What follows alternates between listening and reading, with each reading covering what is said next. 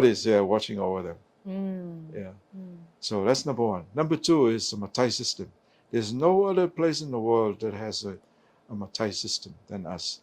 And again, the Matai systems are not authorities for authority's sake, but they are stewards to make sure everything is taken care of and to bless the lives of all the people, not just one individual. So that's number two.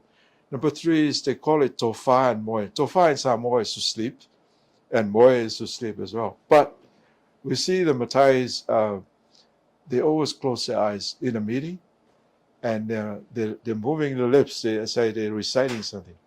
But they're speaking with the Holy Ghost, the inspiration. They're looking for the in-depth of their own thinking, not just cognitively in their minds, but in their hearts. So when they speak in a village council meeting,